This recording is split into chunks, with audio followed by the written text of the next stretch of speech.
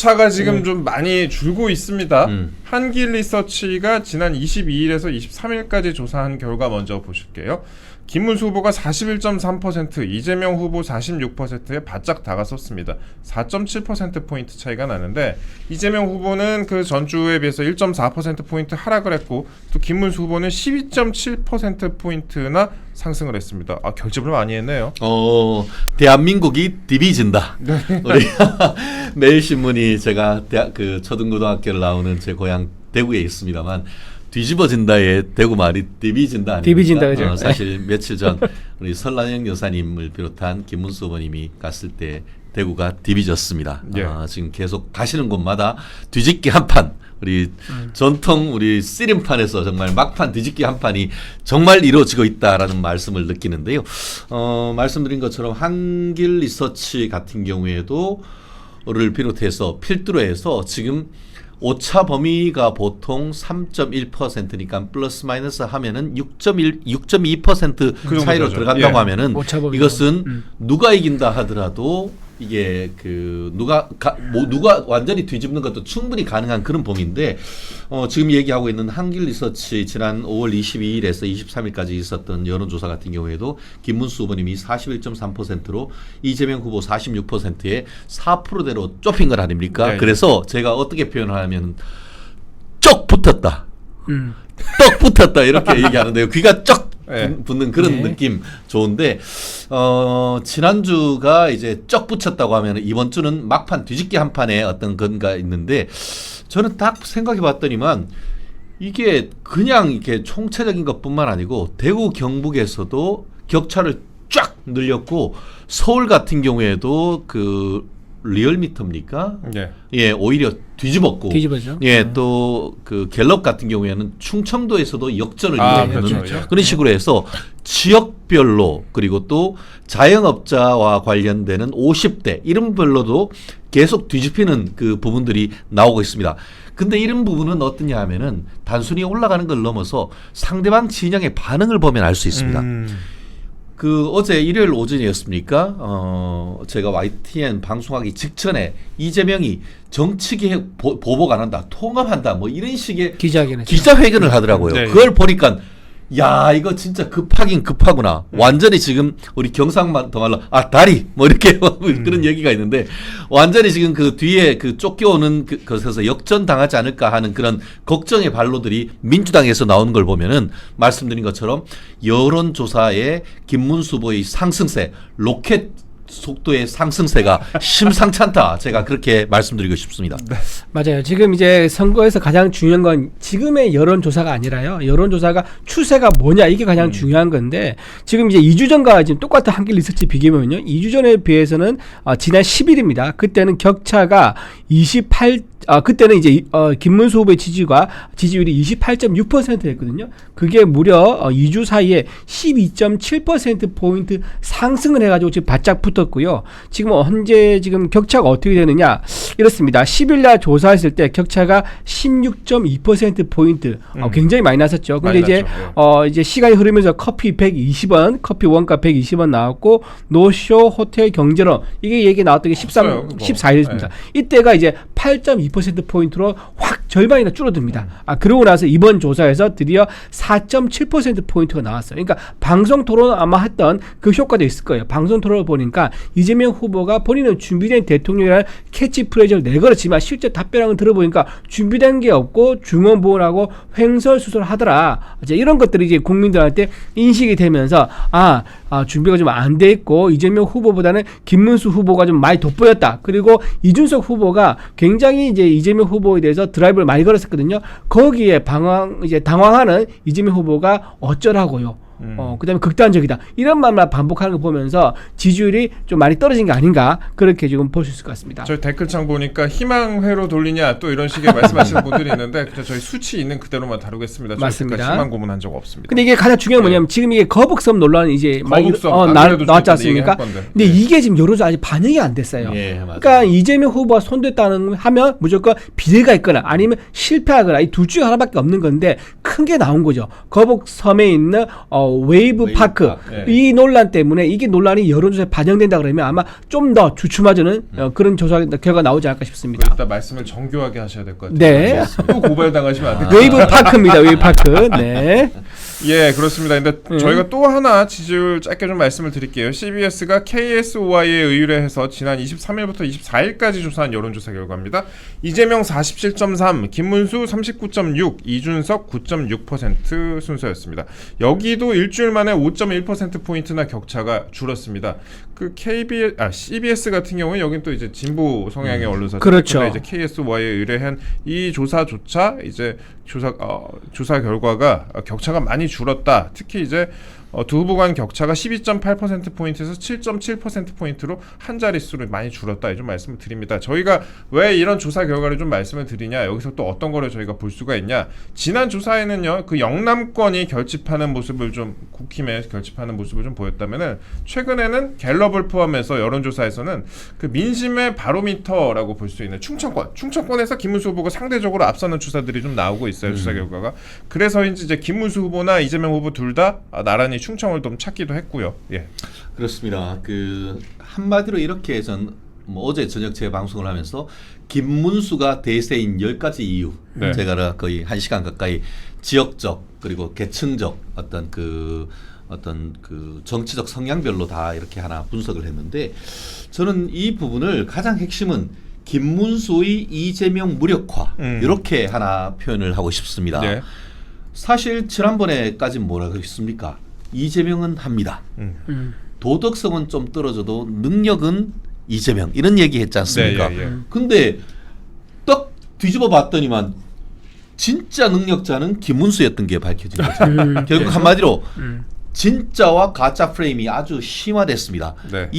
이재명이 지금부터는 진짜 대한민국이다라고 했는데 지난 2차 토론의 첫 일상이 뭐였습니까? 김문수 후보님이 이재명이 지금까지는 가짜 대한민국, 이제부터 진짜 대한민국이라고 하지만 총각 사칭, 검사 사칭 했던 사람이 어떻게 진짜를 얘기할 수 있느냐. 네. 정말 정치에서 사기적 인물은 퇴출돼야 된다. 이런 얘기를 하면서 국민들 귀를 확 잡아버린 거 아닙니까? 그렇게 하면서 청년문수, 부패 이재명, 진짜 그 김문수, 가짜 이재명, 능력자 김문수, 무능력자 부패 인물 이재명 이런 인물적 대비 구도를 함으로써 이재명이 지금까지 얘기했던 도덕성은 약해도 능력은 있다 했는데 능력이 뭐가 있지? 했더니만 김문수 후보가 뭐라고 했습니까? 판교, 광교, 평택, 남양주 다산 신도시, 파주 LCD 단지 이런 얘기, 네. GTX 이런 걸 얘기해 보니까 야 이거 박정희 아니야? 이런 얘기가 나와서 능력이라는 측면에서 100대 빵이 돼버린 거예요. 반장님이 이렇게 열심히 하시는데 예. 준비를 너무 많이 해오지. 뭐 준비할 것도 없어. 안 받아도 돼요. 이게 상관없어. 근데 도덕성이란 건 얘기할 필요도 없잖아요. 네. 근데 거기다가 도덕성에 대해서도 완전히 그냥 그 쐐기를 박은 건 아니겠습니까? 네. 뒤에 뭐라고 합니까? 총각 사칭 뭐 이런 것부터 해서 그런 얘기하고 났더니만 저는 항상 그렇습니다. 상대방의 반응을 보면 압니다. 사실 총각 사칭 논란을 빌었던 그 여배우 김부선 씨가 본인의 매체에서 뭐라고 했습니까? 자기가 평생 등에 칼이 꽂힌 것처럼 살았는데 어제 토론 그러니까 네. 그 2차 TV 토론을 보고 났더니만 제 등에 꽂힌 칼을 김문수 후보님이 쑥 빼주는 그런 시원함을 느꼈다라고 하면서 김문수 후보님한테 고맙다는 얘기를 들었습니다. 저는 그걸 보면서 김부선 그 배우께서 느꼈던 느낌을 국민들이 느꼈던 것이 아닌가. 지금까지 어떤 그 느꼈던 이재명 후보에 대한 그런 답답함, 고구마 먹은 듯한 답답함을 김문수 후보님이 완전히 그냥 싹 쓸어버린 그렇다는 점에서 이제부터 대세는 김문수가 이긴다는 말이 절대 희망 고문이 아니는가 수치로 이제 입증이 될 겁니다. 예. 그리고 제가 보니까 그 가족으로 인한 영향도 꽤 있는 것 같아요. 그렇죠. 설란영 여사가 보니까 SNL에 또 출연을 했더라고요. 네네. 코미디 프로그램이라고 해야겠죠. 쇼 프로그램이죠. 예, SNL에 이제 출연을 해가지고 그 편의점에서 찍는 거 있잖아요. 거기 나는데 또 반응이 좀 좋은 것 같습니다. 설란영 여사가 상당히 인기가 많아요. 저희 프로그램에 출연했을 때도 뭐 조회수가 굉장히 많이 엄청 나왔었는데 좋았죠. 예, 그때. 가족에 관련된 내용을 좀 밝힐 때마다 또 약간 도움이 된다는 이 그런 부분이 전체적으로 이제 대선의 구도가 지금 인물 구도로 바뀌고 있는 것 같아요. 예. 처음에는 이제 민주당에서 계획한 거는 이제 내란 프레임, 이 프레임으로 가려는 이제 의도를 세웠지만 선거가 시작되면서 후보가 가지고 있는 역량이라든가 그동안 이제 도지사 시절의 성과라든가 이런 게 구체적으로 나오기 시작하면서 지금 이재명 후보가 사실 할 말이 없어지는 거예요. 왜냐하면 상대 후보의 가진 성과랑 자기 성과를 비교를 하려면 자기가 과거에 했던 성남시 했던 거, 도지사시 했던 것들 이런 것들을 꺼내서 얘기를 했는데 꺼내서 얘기할 만한 게 없지 않습니까? 또 꺼내서 얘기한다 그러면 대부분 전부 다 수사받고 있는 거 그리고 주변에 의문의 7명의 사망 이런 것들 얘기를 같이 해야 되는데 그런 얘기를 지금 할 수밖에 없다 보니까 본인이 피하게 되고 그러면서 자연스럽게 인물이 강조되기 시작했는데 이게 더 큰 이제 이재명의 후보의 악재가 뭐냐 이게 가족 구도로 가고 있는 거예요. 지금 배우자끼리 마침 또 비교가 되는 게 두 분 다 도지사실에 부인을 했었는데 한쪽 부인은 공금횡령 1억 원 가량의 공금횡령 때문에 지금 수사받고 있는 상황인 거고 한 분은 8년 동안 했는데 아무것도 없는 상황입니다. 이런 게 비교되고 있고 또 자녀 문제도 있습니다. 지금 김문수 후보 같은 경우는 자녀가 사회복지사 부부인데 그렇죠. 고3 때 네. 대학을 진학할 때 어떻게 해야 되냐 고민하고 있을 때 김문수 후보 아버지가 딸에게 이렇게 얘기합니다. 숭고한 직업이다. 사회복지사 앞으로 수혜가 많을 거니까 꼭 가봐라 라고 권유를 해가지고 사회복지사의 길로 들어섰다고 합니다. 그러면서 거기서 만난 남편과 함께 아직도 일을 하고 있죠. 하지만 아들은 어떻습니까? 지금 여러 가지 논란이 계속 제기되고 있습니다. 뭐 지금 또 기사가 나왔다 내려가고 있다 뭐 그러는데 어쨌든 이렇게 가족 통째로 좀 더 비교되고 있는 이런 인물 구도가 가족 구도로 가고 있는 이런 상황까지 되다 보니까 지금 많은 국민들이 지지율이 이재명보다는 김문수에게 쏠리고 있는 게 아니겠는가. 저는 이게 오늘 내일 더 심화될 것이다. 좀 그렇게 봅니다. 저는 이 부분과 관련해 가지고 단순한 그 팩트 자체보다도 가치 중심으로 이 부분을 봅니다. 예. 보수의 핵심 가치가 뭐죠? 가족입니다. 가족. 저는 그런 가치 중심으로 봤을 때 국민들이 왜 설란영 여사님한테 그 어떤 그 관심을 보이느냐, 어느 정도 관심을 보이느냐. 사실 이것을 SBS에서 어떻게 보면 방송 토론으로 보낸 건 아닙니까? 네. SBS 그래서 내는 걸 봤더니만 지금까지 62만 명이 봤고 국민의힘 홈페이지 그 유튜브에 한 40만 명 정도 본 것으로 해서 네. 그 설란영 여사님이 그 유튜브를 통해서만 그 연설을 유튜브를 통해서만 100만이 넘는 사람이 봤습니다. 그거는 지상파에서 했는 것이 아니고 유튜브만 해서 100만이 넘게 봤고 네. 그 두 매체 이외에 다른 매체를 하면은 제가 봤을 때는 거의 200만 이상 받지 않을까 싶은데요. 말씀하신 것처럼 이게 극단적 콘트라스트 우리가 대조 효과라는 게 있지 않습니까? 네. 이게 우리가 가족으로 잘 보세요.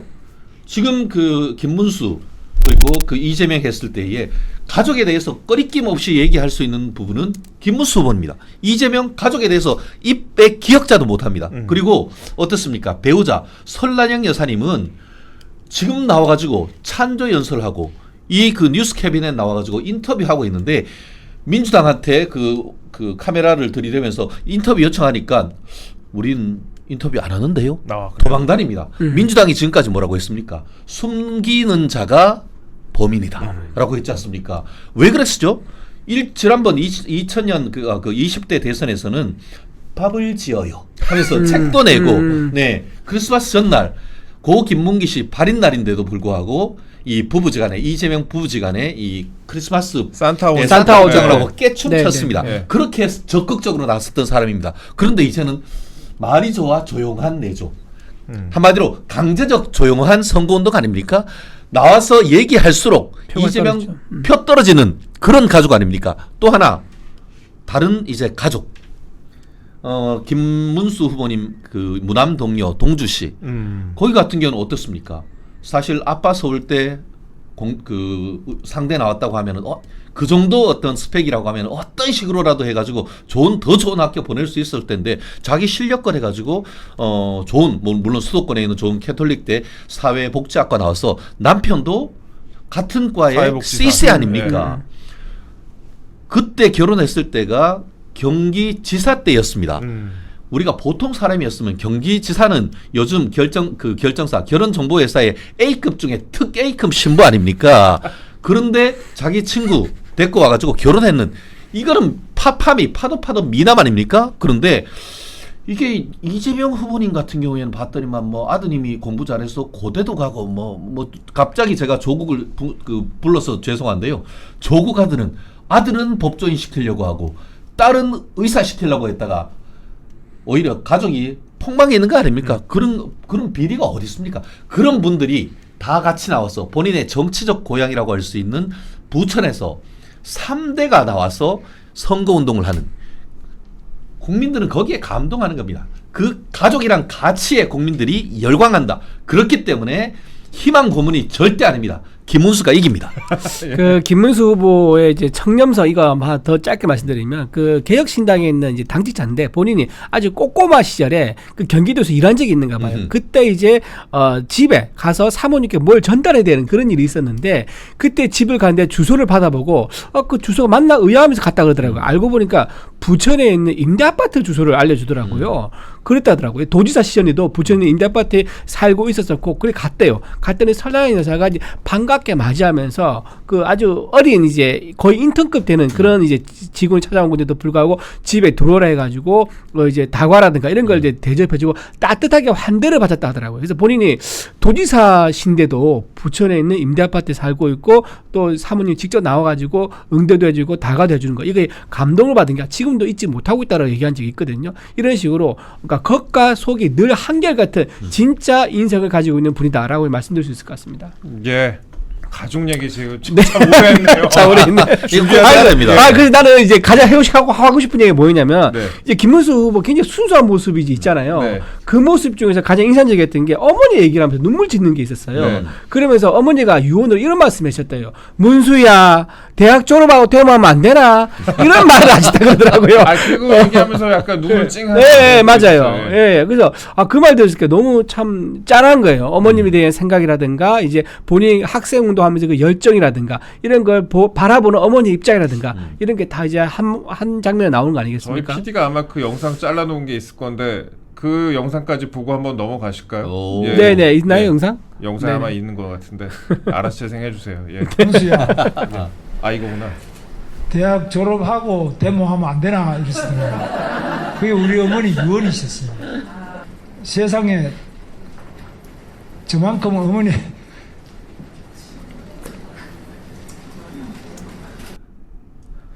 예, 네. 가족 얘기는 뭐 이 정도 저희가 아주 충분히 한번 얘기 다뤄본 것 같습니다. 네. 사실 그 본인이 가장 힘든 시절에 또 어머니가 돌아가시고 그랬으니까 그 어머니 얘기만 하면 또 가슴이 약간 울컥하는 그런 장면들을 좀 김문수 후보가 보여주고 있습니다. 저희가 그러면 가족 얘기 이 정도 해보고 이준석 후보도 지금 전반적으로 좀 상승 추세예요. 저희가 지지율 얘기를 좀 아까 했었는데 이게 조금 신기한 게 김문수 후보와 별개로 이준석 후보도 지금 상승을 하고 있습니다. 근데 그만큼 어떻게 비슷하게 이재명 후보가 또 빠지는 그런 현상을 보이고 있어요. 지지율이 빠진 현상. 이건 아마 이제 토론회 영향도 좀 있지 싶고 그래서 이준석 후보는 토론회에도 4월에 많이 걸었어요. 그렇습니다. 지금 토론에서 이준석 후보가 지금 3등 후보이기 때문에 네. 당연히 1등 후보를 적극적으로 공략할 것이다. 이거는 예상할 수가 있었죠. 그런데 네. 지금 이준석 후보가 굉장히 적극적으로 그리고 아주 핵심을 잘 찌르는 손꼽 질문을 해가지고요. 이재명 후보를 굉장히 당황하게 만들었습니다. 그러면서 말을 반복되게 했었죠. 극단적이라든가 어쩌라고요. 뭐 단정하지 마세요. 이런 식의 말을 하게 만들었기 때문에 이준석 후보가 오히려 지지율이 상당히 정체되거나 하락할 줄 알았는데 그러지 않고 소폭 상승하는 모습을 보여준 가장 큰 역할을 했던 게 방송 토론에서 이준석 후보의 역할이었다라고 생각하고요. 전반적으로 김문수 후보는 안정감이 있었었고 구체성이 있고 명확한 방향을 보여줬다 생각합니다. 그리고 반면에 이재명 후보는 답변을 회피하고 약간 두루뭉술하게 답변하고 보수와 진보로 왔다 갔다 하는 모호한 정체성을 보여줬다. 이렇게 두 번의 토론을 통해서 이런 면이 드러났기 때문에 이재명 후보의 지지율이 정체성에 대한 혼란 그리고 김문수 후보의 준비되어 있는 과거의 성과라든가 확실한 성과 그리고 이준석 후보의 아주 활력 있는 방송 토론을 임하는 모습 이런 것들이 영향을 주면서 두 명의 후보는 지지율이 오르고 한 명은 떨어지는 효과가 나지 않는가 그렇게 생각해 봅니다. 그 정체성 혼란 말씀을 하셨는데 2차 토론회에서 부정선거 얘기가 좀 나왔어요. 네네네. 이준석 후보가 부정선거 프레임을 이용해서 이제 이재명 후보를 공격을 했습니다. 직격을 했습니다. 이게 뭐 부정선거 얘기를 초반부터 했었으면 모르겠는데 부정선거로 이제 이재명 후보가 어떻게 보면은 그 김문수 후보나 뭐 다른 후보들을 공격을 그동안 많이 했었잖아요. 보수 세력 공격을 많이 했었는데 정작 그 부정선거 프레임으로 이재명 후보가 예전에 얘기를 했었다. 그래서 이 부분을 두고 이제 거짓말 뭐 논란도 있었고 그랬습니다. 그래서 짧게 좀 말씀을 드리면은 이재명 후보가 국정원이 댓글로 여론을 조작했기 때문에 부정선거라고 한 것이다 라고 답을 했는데 개혁신당이 이렇게 얘기를 했습니다. 이재명 후보는 국정원 댓글 때문에 부정선거라고 생각했다고 답변을 했는데 실제로 당시의 트윗을 보면 수개표를 주장을 하면서 당시에 이제 부정선거 주장을 했었다. 지난 대선은 3.15 부정선거를 능가하는 부정선거였습니다 라고 지금 화면 보시면은 2017년에 당시에 올렸던 글을 볼 수가 있습니다. 그래서 당시에 2017년 당시에 중앙선관위가 이재명 당시 성남시장의 개표 부정 의혹 제기를 강력히 촉구를 하면서 보도자료를 낸 것이 확인이 돼서 또 논란이 확산이 되기도 했습니다. 이런 부정선거 관련된 논란도 좀 있었다. 이렇게 좀 짧게 좀 제가 설명을 좀 드렸습니다. 그거에 대해서 이제 김문수 후보가 나섰습니다. 사전투표의 관리 문제점을 지적을 하긴 합니다. 사전투표 사실 그동안에 지난 대선 보면 뭐 수쿠리 투표도 있었고 뭐 난리도 그렇죠. 아니었잖아요. 그 난리도 아니었는데 이번엔 그래도 역량을 총동원해서 사전투표 감시 감독을 철저히 하겠다. 나도 사전투표에 참여하겠다 이렇게 말했어요. 예. 그렇습니다. 민주당 같은 경우에는 이걸 가지고 거꾸로 비판을 하더라고요. 네. 저는 참 어이가 없는 게 제도 자체에 대한 문제점이 있기 때문에 그것을 개선하겠다라는 그런 얘기와 현행 있는 제도를 활용하자는 것은 완전히 별개인 것이죠. 사실 지금이라도 해서 폐지한다고 하면 이미 폐지하는 게 저는 맞다고 생각합니다. 예. 실질적으로 어떻죠? 그 정치 선진국이라고 할 수 있는 미국이나 독일 같은 경우에는 사전 투표가 없습니다. 그리고 우리가 그랬잖아요. 투명한 투표 이렇게 얘기하는데 프랑스 혹시 보셨습니까? 프랑스 하면 진짜 투표함이 투명합니다. 아 그래요? 네, 그리고 투표할 때 진짜 그래요. 투명한 아크릴팔로 만들어가지고 투표할 때 어떻게 하느냐? 우리는 투표 위가 뚫려 있지만 프랑스는 어떻게 하냐면은 표를 받아가지고 투표를 할 때 옆에 기다리는 사람이 투표함 위에 이렇게 레버가 탁 열어가지고 그 마치 저금통에 그 슬롯을 열어줍니다. 그럼 거기 놓고 딱 넣으면은 싹 닫힙니다. 그만큼 투표와 개표에 있어서 부정이 1도 개입, 1이 아니고 0.01도 개입하지 않으려고 하는 그런 시도를 하는데 우리나라는 그런 부분에 있어서 굉장히 부족하다는 거죠. 그렇기 때문에 사전투표라든가 이런 부분을 없애자고 하는 것은 저는 맞다고 봅니다. 실질적으로 외국 같은 경우에는 투표하는 날이 공휴일인 나라가 우리나라 외엔 거의 없을 거예요. 이런 부분을 해가지고 왜냐 민주주의에서 자기가 투표하는데 그건 무슨 뭐 다 놀고까지 할 필요는 이런 선진국의 예를 봤을 때에 최대한 어떤 투표 당일의 의사를 확실하게 하자는 취지에서 당일 투표를 강화하는 것은 저는 그 방향이 맞다고 생각합니다. 그렇죠. 하지만 현재에 있는 제도를 활용한다는 거 그게 뭐가 문제입니까? 그렇기 때문에 지금 김문수 후보님도 저도 사전투표 하겠습니다 라고 했고 저도 사전투표 할 수밖에 없습니다. 왜냐 이준희 대변인님도 마찬가지일 겁니다. 당일 6월 3일 아침부터 새벽 그 다음날 2시 그 다음날 7시까지 저는 투표할 시간이 없습니다. 그럼 그 전날 안 하면 언제 하죠? 대신에 이틀 하는 건 안 된다고 생각합니다. 한 하루 정도 하고 그 전에 할 수 있는 사람은 하는 이런 제도를 해서 투표의 의사를 명확하게 하는 그런 부분이 더 중요하다고 생각합니다. 예. 알겠습니다. 저희 사전투표에 대해서도 짧게 좀 얘기해봤습니다.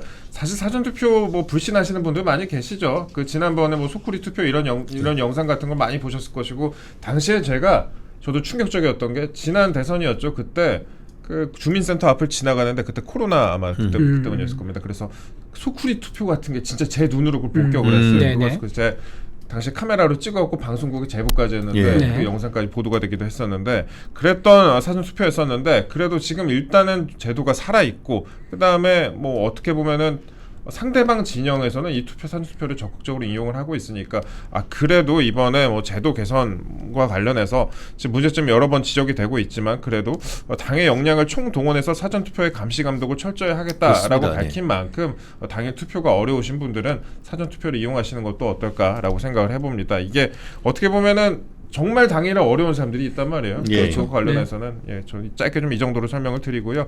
그리고 지금 이재명 후보가 김문수 후보에 이어서 이준석 후보까지 내란으로 엮어서 공격을 하고 있습니다. 이게 보면은 내란 프레임보다 그런데 경제 프레임이 선거를 지배하고 있다 이런 분석이 또 많아요.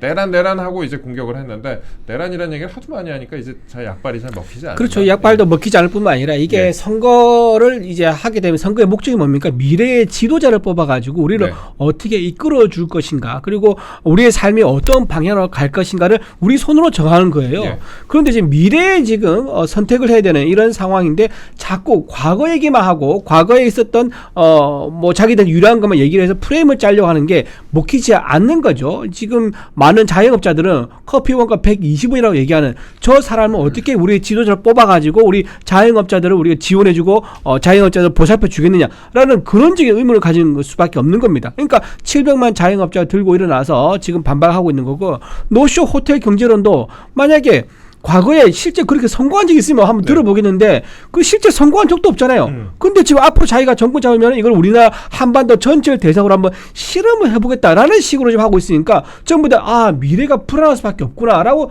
느낄 수밖에 없는 거고, 또 대법관도 지금 14명에서 30명 늘려가지고 비법조인도 만들겠다고 추진을 하다 논란이 됐지 않습니까? 네. 이런 식으로 사법권도 전부 다 장악하겠다. 이렇게 미래에 대한 불안감, 경제라든가 삼권 분립이라든가 미국과의 관계라든가 이런 것들이 지금 불안해지는 이런 상황이기 때문에 전부 다 늘 걱정하는 것이 과거가 지금 중요한 게 아니다. 윤석열 전 대통령이 이미 탄핵 소추안이 인용돼가지고 종결되지 않았느냐. 그렇다 그러면 과거에 너네 둘 때문에 너무 피곤했어라고 생각하는 국민이 많아요. 너무 강성인 캐릭터인 이재명과 윤석열 전 대통령이 사사건건 부딪히니까 텔레비전 틀 때마다 피로감을 주는 거죠. 그래서 윤석열 전 대통령 내려왔다 그러면은 이번에는 이재명 당신도 내려올 차례 아니냐라고 생각하는 사람들이 굉장히 많을 거란 말이에요. 그래서 지금 생각하는 국민들은 우리 미래로 가는 걸 생각하자. 과거는 이미 끝났다라고 생각하는 여론 때문에 이렇게 지지율이 변하고 있다라고 좀 말씀드리고, 가장 중요한 것은 바로 경제입니다.